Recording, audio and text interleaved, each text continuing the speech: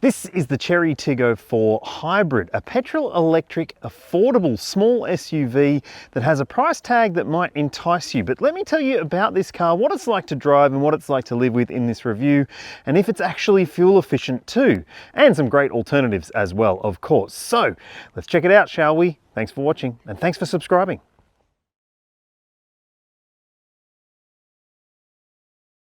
Just like the other versions of the Tiggo 4, the hybrid model is available in two different grades. The Urban, which is the entry-level model at $29,990 drive away, or the Ultimate, which is this one here, which adds $5,000 to the price. So $34,990 drive away for this top-spec version. Just remember, it does mirror the same sort of equipment list as you'll get in the petrol versions of the Tiggo 4.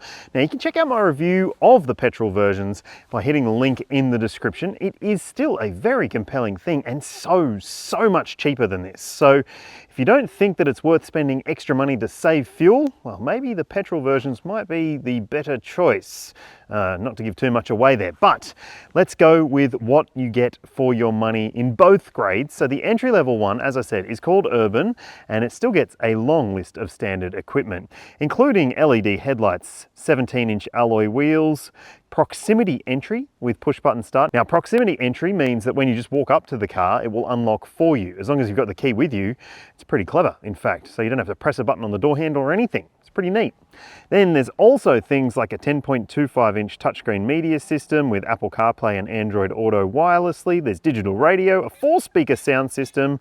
You also get a 10.25-inch digital instrument cluster and heaps of other great features, including dual zone climate control, even in that entry-level version. And then if you spend up to this higher spec Ultimate grade, where you're getting some extra features, including a power sunroof with sunshade, there's fake leather upholstery, a 6-speaker sound system, and heated front seats, a premium steering wheel, so it's not a plastic wheel, plus you get a 15-watt wireless phone charger. Now those prices do represent a huge jump over the petrol versions. We're talking $6,000 for the entry-level grade and $8,000 for this top spec version. And certainly for a lot of people who are shopping for a budget small SUV, which is what the Tiggo 4 is, that might be too high of an ask to get into the petrol electric version. So let me tell you some alternatives that you might want to consider, because there's some good ones. If you're a fan of the channel, you know one of the alternatives that's coming right up. It's the Skoda Kamiq, because I think it is one of the best small SUVs that you can buy.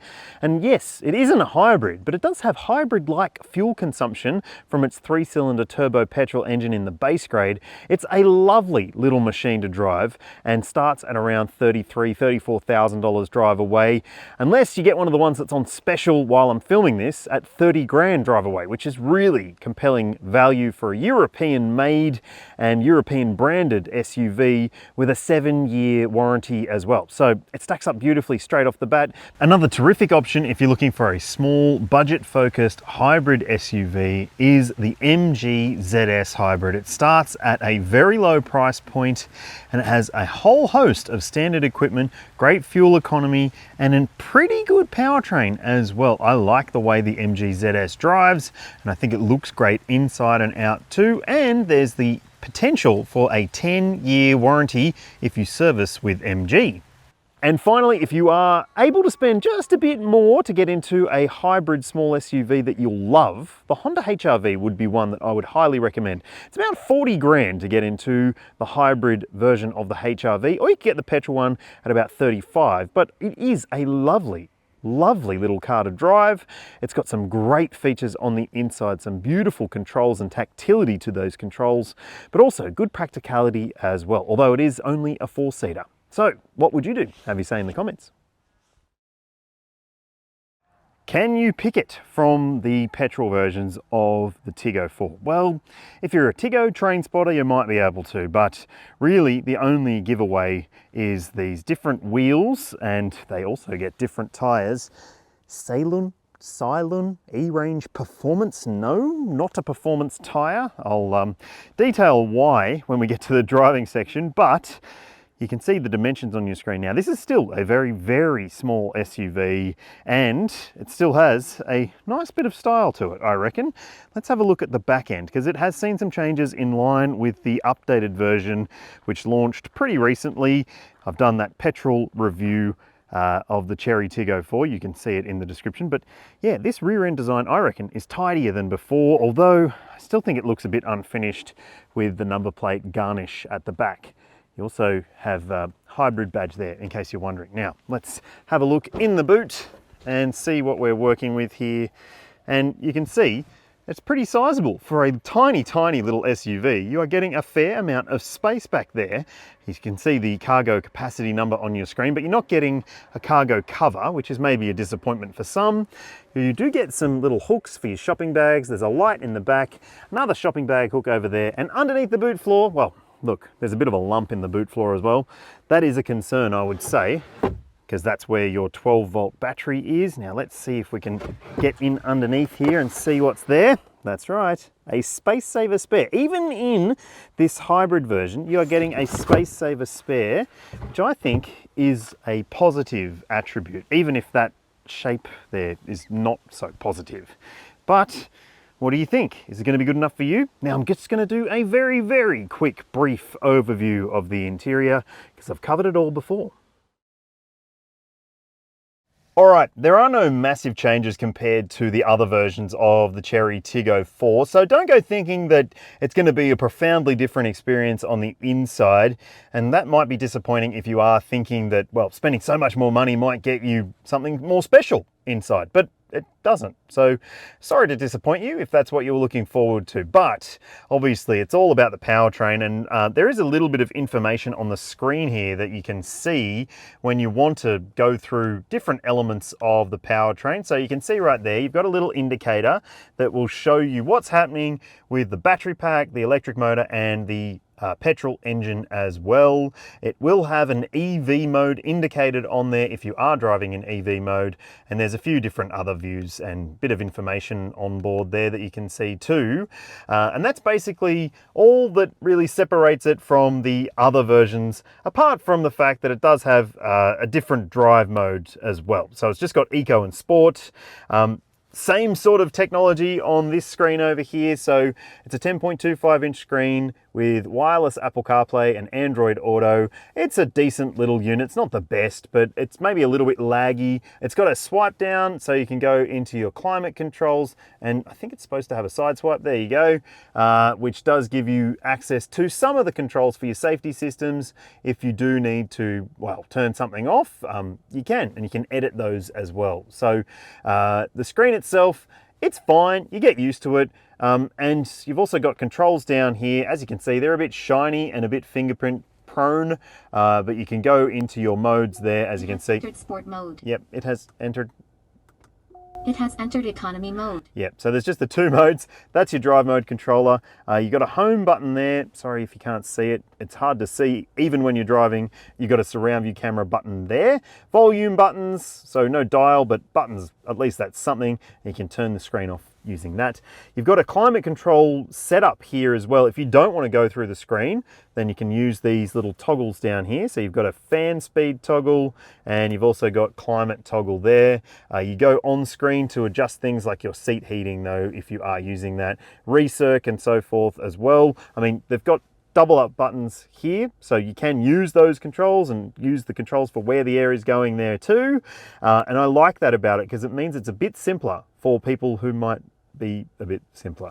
Anyway, you've also got this gear selector, which might take some learning because it tends to just put it into neutral between each gear that you're trying to select. So unless you're really, really paying attention to what you're doing, you might end up in neutral.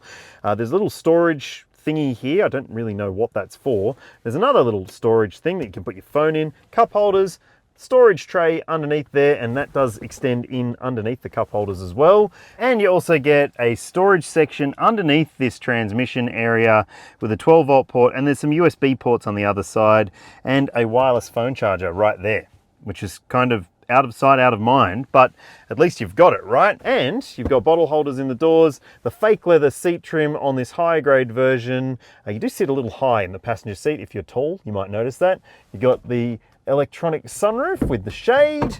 You've got a manual mirror, no auto dimming rear vision mirror, which is maybe a little bit disappointing, and a sunglasses holder. You don't get connected services in this car, so no SOS call button. You do have your sunroof controls there.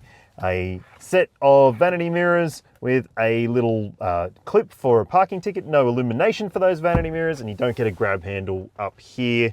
But you do get nice soft materials where you would expect on the elbow pads. The steering wheel controls aren't too bad. I do think that you will get used to them, even though they are maybe a little bit odd at first. And I don't like the fact that they're that shiny black plastic, piano black as we call it. That's your driver monitoring camera as well, in case you're wondering. Stalks, yep, so you've got right side blinkers and lights and left side wipers. So yeah, I know that's quick and I know that's brief, but hey, not much has changed. So let's check out the backseat space just for the sake of it.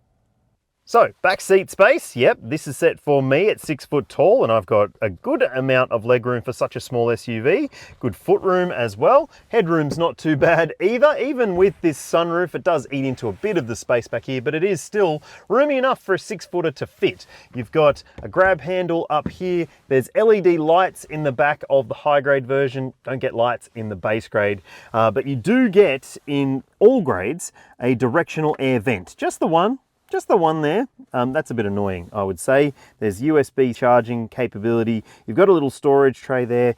No real transmission tunnel intrusion to speak of, which is great. You've got map pockets on the seat backs. There are bottle holders in the doors. And of course, you've got the ISO fixed points that you would expect with 3 top tethers too, and a flip down armrest with cup holders. So, I mean, can you want much more? Well, there's one other little thing that's actually really nifty. That little indicator there will basically light up if it thinks you're going to open your door into the path of oncoming traffic. And speaking of the door, soft padding on the elbow rests and up here as well, which does make for a slightly more premium experience. For a cheap SUV, or cheapish, it seems to stack up.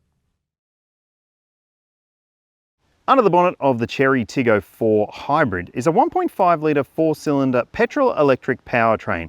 Now, it's not a turbocharged petrol engine, and the engine itself puts out 71 kilowatts and 120 newton meters, and it's teamed up to an electric motor which pushes out 150 kilowatts and 310 newton meters. Now, the brand doesn't state any specific system output, so a maximum kilowatt and newton meter number, but I'll show you shortly. It is pretty speedy. It has a single speed dedicated hybrid transmission. It's front wheel drive only. There is no all wheel drive version, and it's not too heavy considering that it does have a fair bit of electrification involved here. Just under 1,500 kilos tare weight. Just keep in mind though, it cannot tow. There is no towing capacity on offer for this vehicle. But let's go drive it and I'll show you what this powertrain's like. Obviously, separating this version of the Tiggo 4 from the other models in the range is this electrified powertrain. Now, I have found that you can drive fully electric quite a bit in this little car. So if you do a lot of urban stuff, a lot of stop-start driving, you will find that it will be eager to just use the battery pack and the electric motor to propel you along. And to help replenish that battery pack, there's regenerative braking with 3 different modes, although it doesn't seem to remember which mode you want it to be in. I just jumped out of the car, got back in, and it had switched it from medium to low. I like it in the medium setting. There's a high setting as well, which is a bit more like single pedal driving, and that can feel, well, a little bit more assertive in terms of the braking response, or the regen braking response at least. And when it comes to the actual brakes, well, they're pretty solid feeling. You will have to take a little bit of time to get used to them, a bit different to the petrol version of the Tiggo 4. And look, this powertrain, coming back to it, is, well, it's certainly powerful. There's no doubt about that. I'm in eco mode right now, and it is still very, very speedy in its response. Let me put it into sport mode. Entered sport mode. There we go. It has entered sport mode. And let's go for a little bit more of a spirited run. And whoa, whoa, whoa, that's too quick for this car. And in fact, it's too quick for these tires. Yeah, so it's really, really, really perky. It's certainly a lot zippier than the other version because it's using the electric motor and all the torque that that offers, and then this little 1.5 litre petrol engine, which is no dud in its own right. But yeah, what it means is you get plenty of poke.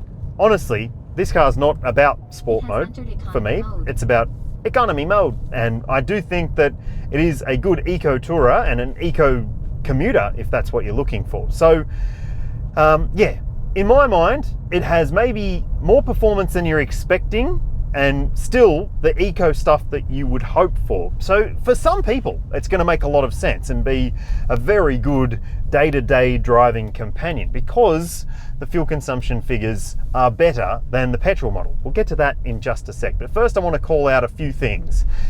You might have heard me just say about the tyres, and I said it a little bit earlier too, these Ceylon tyres are not very good in my opinion. They might be an eco-focused e-specialist tyre, but they just don't have as much grip or feeling of grip as I would hope for, because I mean you are sending a lot of power and torque to the front axle via this hybrid transmission, but it is just a little bit strange to have a tyre that is well, not quite as grippy as it could be in my mind. I think that if you are considering this car, definitely think about upgrading the tyres to something name brand. But these tyres, they just feel like they're going to wash out a little bit quicker. They don't have the greatest amount of feeling of grip through the steering. And I know that for a lot of people that might not really matter. It just feels like it's pretty light and agile and easy to change direction, even though the steering wheel for me is still too big for this car. But yeah, it just doesn't make it feel as trustworthy in my opinion in terms of the responsiveness or the responses of the steering. So yeah, the tyres for me, they're a bit of a letdown. Steering is fine otherwise. I mean, it's not benchmark setting, but it's adequate, and the ride comfort is really good too. So for a tiny little car, it does feel pretty well sorted in terms of the comfort over lumps and bumps in the surface, and that's partly to do with the extra weight, because that will have a part to play in making a smaller car feel a little bit more planted on the road, is having a bit more weight to it. So what about the fuel consumption? Because that could be the decision maker, right? Okay, so let's talk fuel consumption. On your screen, you'll see the official combined cycle fuel consumption number for the Tiggo 4 Hybrid.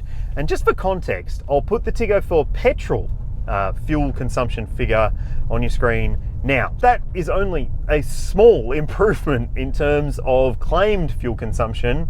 Now, in reality, in the Tiggo 4 petrol, I saw around 8 litres per 100k, so not that close to the claim, but not that far off really. And during my time in this Tiggo 4 Hybrid, I've done the same sort of driving: urban, highway, freeway, stop, start, errand running, all the usual stuff, and the same sort of stuff you might end up doing.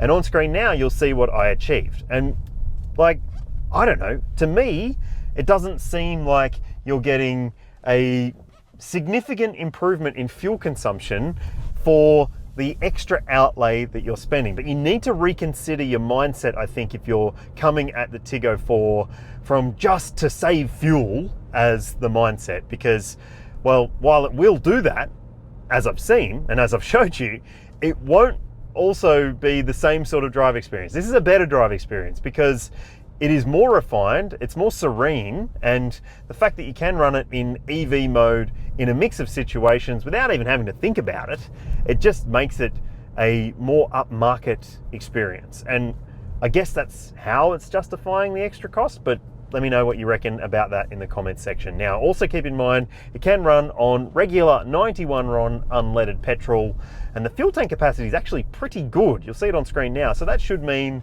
if you can get the sort of consumption that I've been seeing, you'll be able to get a fair distance between refills at the servo.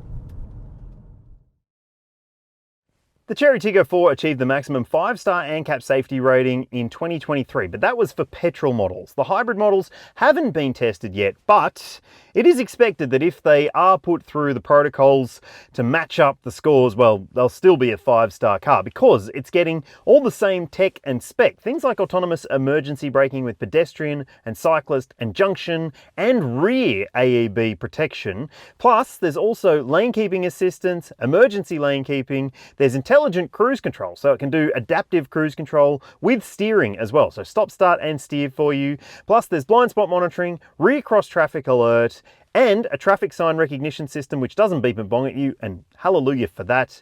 And then there's also a driver monitoring camera system, and it is a little bit annoying, but it's not too bad compared to some of the others out there. As well as that, you're getting a reversing camera on the base grade, front and rear parking sensors on that one as well. And if you step up to the high grade version, you get a surround view camera too. So it seems to have a lot of the stuff you would expect to prevent crashes from happening, but if they do, well, you've got plenty of airbags fitted too. So you've got dual front side, a front center airbag and curtain coverage for all the window seat occupants. Yeah, safe small SUV, that's for sure. Chery Australia offers a 7-year unlimited kilometre warranty for its model range, and if you buy a hybrid like this one, you get an 8-year warranty for the battery pack. Now there's also a 7-year capped price servicing plan for this model. You'll see the average service cost over the capped price plan on your screen now, and that is pretty affordable for a small SUV. And if you do service with the Chery network, well, you'll get your roadside assistance topped up each time you go back. You get 12 months free, and then they'll top it up with each service as you go along. Seems all right, doesn't it? Is the price premium too high to get into the hybrid version of the Tiggo 4? Well, I think it is, people, because this is a budget-friendly small SUV, but with this hybrid powertrain, it's not as budget-friendly anymore. $6,000 or $8,000 extra, depending on the grade you pick. That just seems to be a tall ask, even though this powertrain is a big, sophisticated step in the right direction. It certainly will be maybe too much of an ask for most customers, I would think. But what do you think? Have you say in the comments section below, how much should it cost? In my mind, $3,000 extra would be a much fairer add-on, but I'd love to know what you think. Have you say. Thanks for watching, thanks for subscribing, and I'll see you when I see you.